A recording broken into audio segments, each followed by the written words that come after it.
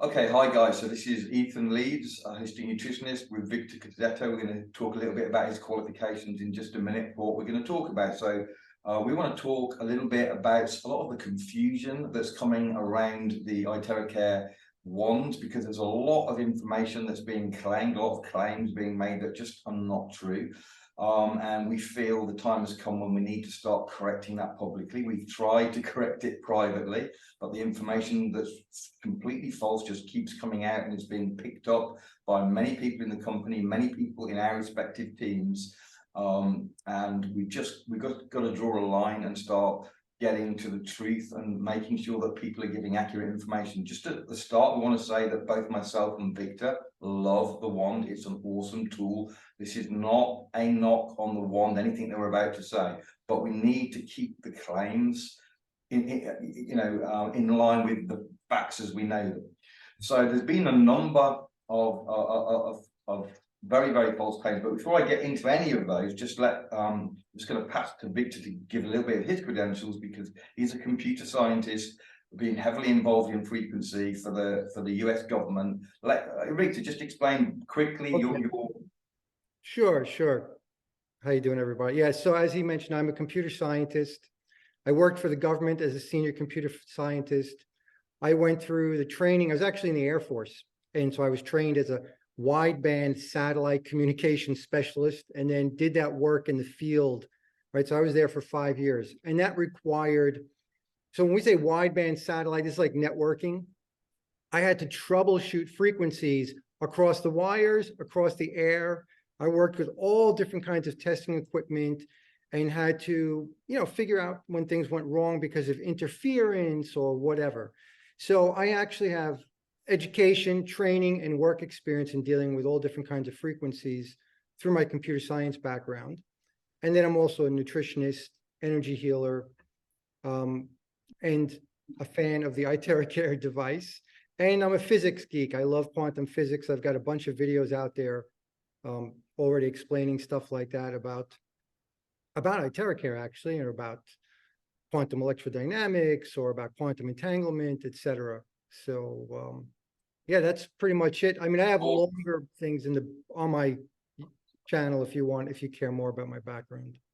And both of us have been pulling our hair out, right? You can see that some of the claims that are being made. There was recently a claim, for example, that you can supercharge any amount of water, unlimited amount, in a minute, in 60 seconds with the wand, which I almost fell out of my chair because it's beyond ridiculous. I mean, literally, that would mean you could go to the ocean and charge it, the whole ocean. I mean, it's crazy. And a lot of these claims, one of the things that I want to get across to people is stop believing claims without any evidence, right? So if somebody's going to say that you can do an unlimited amount of water with this little wand, for the evidence, like, where's the study on that? Or even common sense. That would mean you could do your whole body in a minute, surely. If you can do the ocean in a minute, you should be able to do your whole body in a minute. I mean, it is just ludicrous. Right. And so please apply some critical thinking to some of these claims. And once you've realized and seen it's ludicrous, you can discount that person as a source of any more credible information. So now, one of the things we're going to get into, and Victor especially is going to be explaining a little bit, but one of the things we want to get into is some of the claims. Now, we're going to name a person here, and that's because we've tried to go privately and correct and what have you, and it's not being received very well. And so we said, we're going to make a video and countering some of this bad information, and the response was, you're very welcome, go for it. So we're doing that. And it's John Scavola, and he's very well respected by a large number of people within Prife, and that gives him a lot of weight in what he says. And some of what he says is, let's just say it's misleading. Okay, let's just say that. So let's Victor, if you like to just kick off by playing a little bit of what he's saying, and then you can start to respond with your thoughts on what he's saying. Okay, so now this is interesting. I'm going to show a video clip. This is a video that John made in response to me. Okay, at that time, but John did not call me out. You didn't name. I asked him to call me out by name so that I could respond publicly, and he decided not to.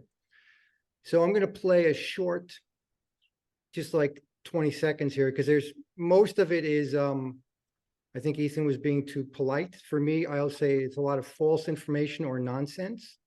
And so I'll just play a short clip and then we can explain very simply why. Effect. So the vibrations, the terahertz and the quantum scalar waves come out. It instantly affect that dog because of your focus and intention. That dog could be 3 or 4 feet away. It could be in the next room. It could be on the other side of the city. It could be on the other side of the planet. So this is the whole thing. The argument was about distance. And in fact, his video was titled "Distance Does Not Matter," right? Right. And he made that because he had made the comment, and I reached out saying, "Hey, look, you can't say that. These signals are terahertz is attenuated just like everything else because of diffraction, scattering, we don't the power levels, etc." And then he just, well, as you saw there, I think the original claim, he said something to the effect of that if you're in a room and you're wanting somebody, you're going to get not just them, but everybody in the room and potentially the next door neighbors and everybody in the town. And it's so, I mean, again, using a little bit of critical thinking, let's just say for a second that this was true. It's not true, but let's just say for a second it was true. That would create massive problems because pride say that it's contraindicated in various situations. For example, if you have a pacemaker, it could be damaging. So if it could be a problem if you have a pacemaker and you're blasting the whole town or the next door neighbors and so on, then that would be opening up pride to serious claims against them. And I'm sure the authorities would be very interested in coming in and closing it all down, if indeed it did that. Fortunately, the FCC would shut down the device in the US. Within a blink, if seriously the frequencies were reaching people that even private states contraindicated for. And how about the other thing is, well, if we look at the information from Prife, their videos and such showing groups of people in clinics, they're still healing them all with separate devices, right? They have a room full of people, 3 or 4 clinicians doing each person no need, just blast the room. You've got everybody. I mean, it's beyond belief idiocy, frankly. To actually believe that. Well, one of the things that how he gets there is by conflating different mechanisms. So he switches from terahertz gap to scalar to quantum entanglement, and he's flicking all over the place. It's like he doesn't understand. Right, exactly. So so let's like that point. The way we use the iTeraCare device on an individual, it has nothing to do with quantum entanglement. So to continue throwing out that expression has no meaning. When we are like in all the videos and everything we see, you're treating a person or you're treating yourself. There's nothing going on with quantum entanglement in that situation. Okay, nothing. There's no reason for me to mention quantum entanglement in that case. So again, right, it just confuses people. It adds misinformation. And the device, yes, it puts out scalar energy, it puts out terahertz gap frequencies, and it puts out heat. So again, one of the things that he says, Vic, he says that scalar carries the terahertz. It's part of his distance doesn't matter thing. Right. So do you have something to say about that? Because that's clearly not correct. Right. So if you look at all of the studies on the benefits of terahertz frequencies, so terahertz gap frequencies, this is electromagnetic radiation, right? And we understand very well, just like the atmosphere attenuates all the sunlight, otherwise we'd be cooked, right? Life can't exist on the planet if the air did not reduce the energy coming from the sun.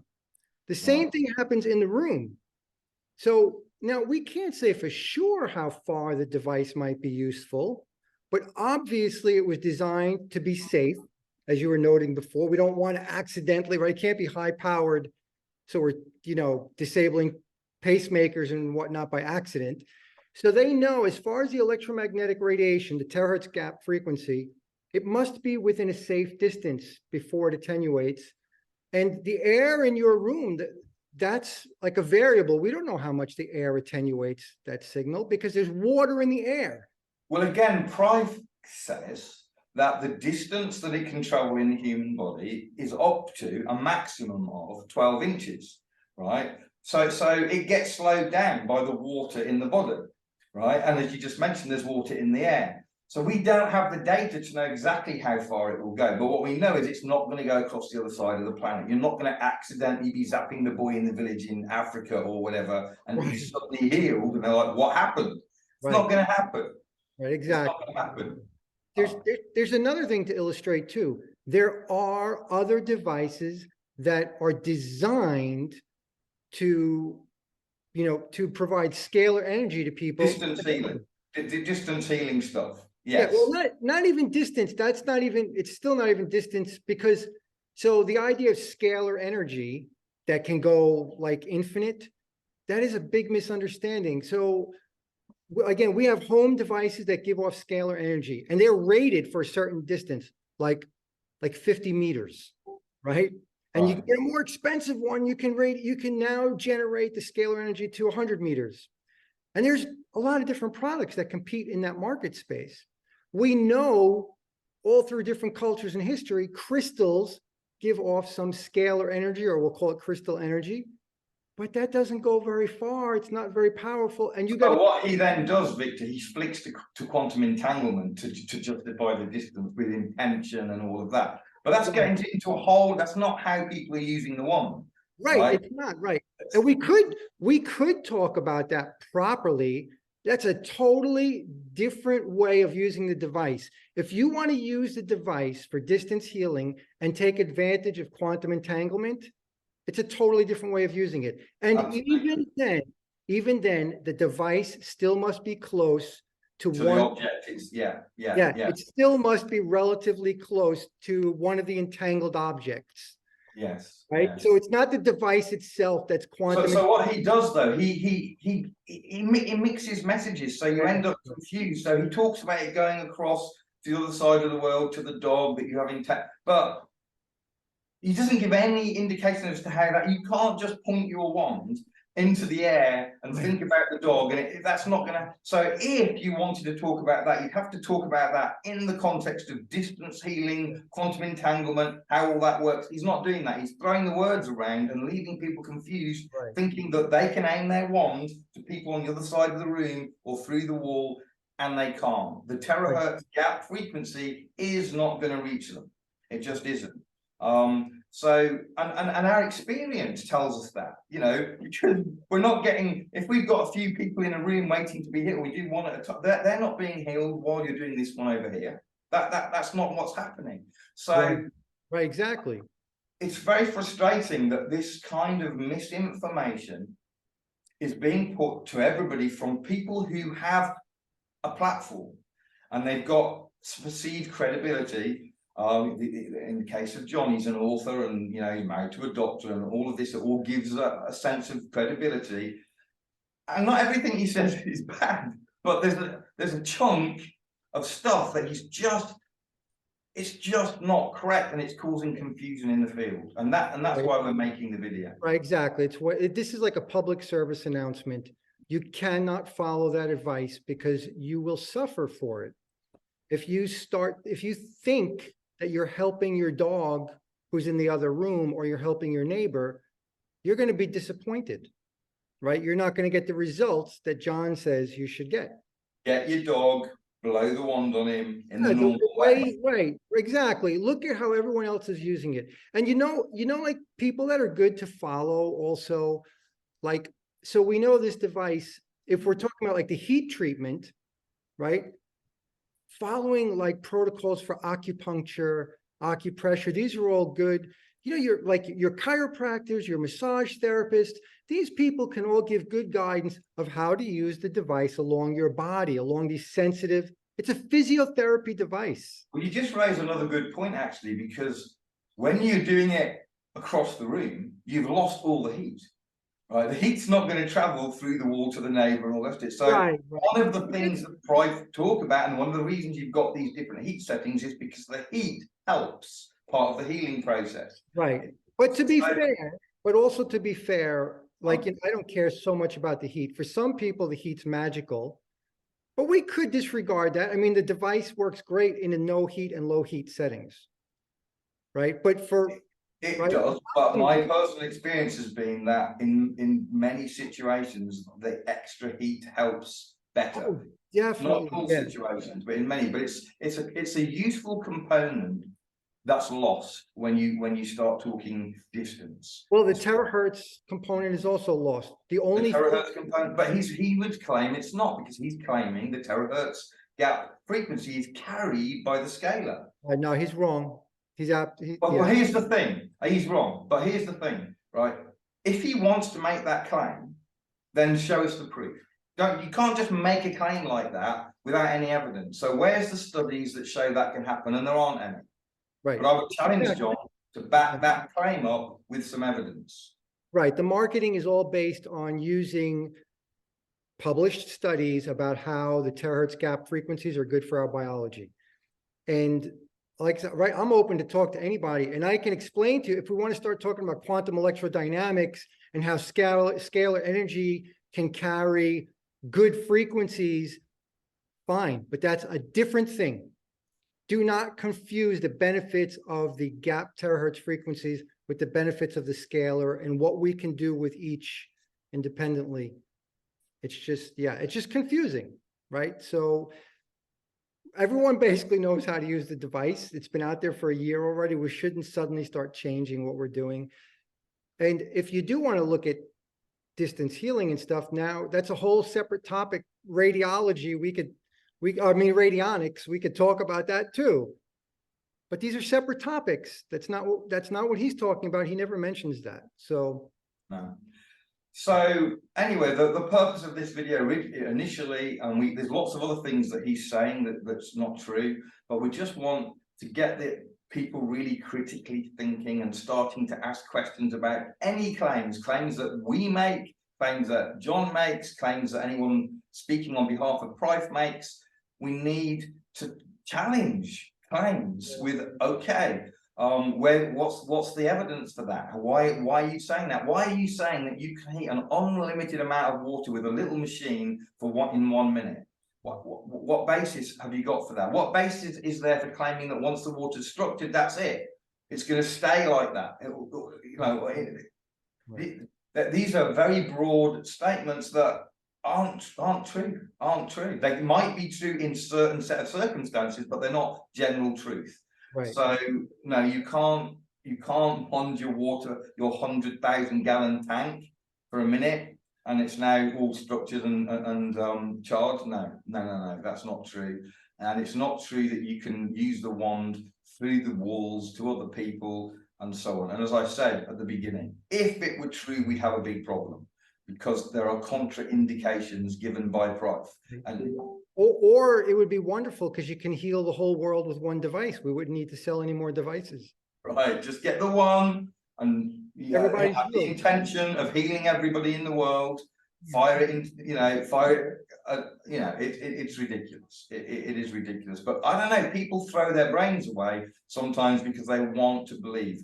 This wand doesn't need to be exaggerated. It is a phenomenal tool in its own right. We don't need to start making outrageous claims about it, and go way out of sight. It's amazing as it is.